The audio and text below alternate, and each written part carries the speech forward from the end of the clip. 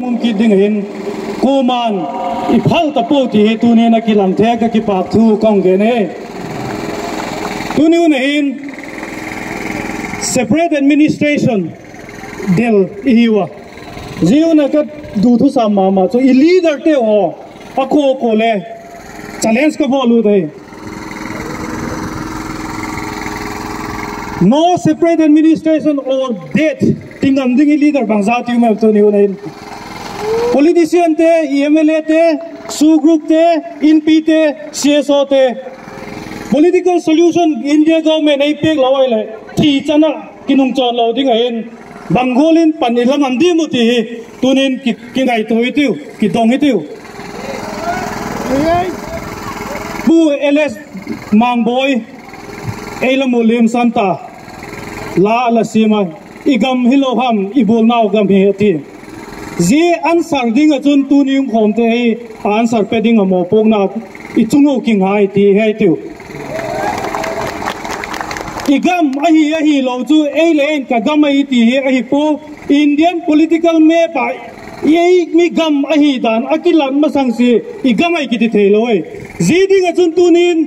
tha khat ve sang ki ti tinun I kong gak sak ki ti tiu ti tu ni ka challenge su re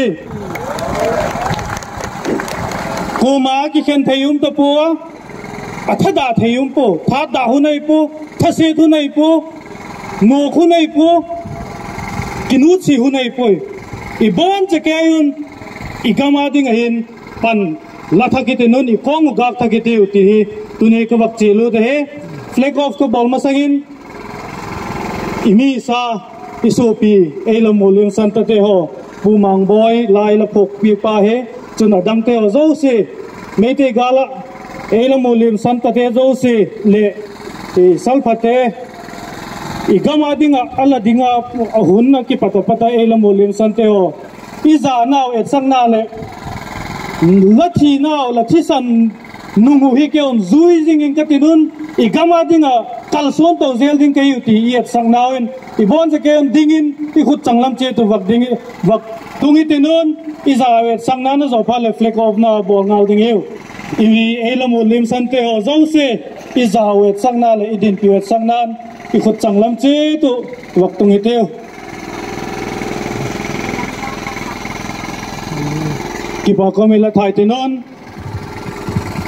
elam lim sante hon tunin alungu damina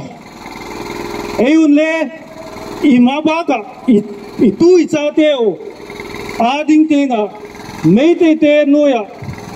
ium kit lo na ding le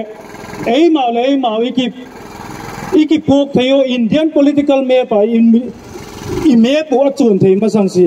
nung chon lo ding in tu ni un hin imi le igama ding in zomi kam sil thasangin tu ni rally hi ka honga flag off ka bol hi ka ki pa ke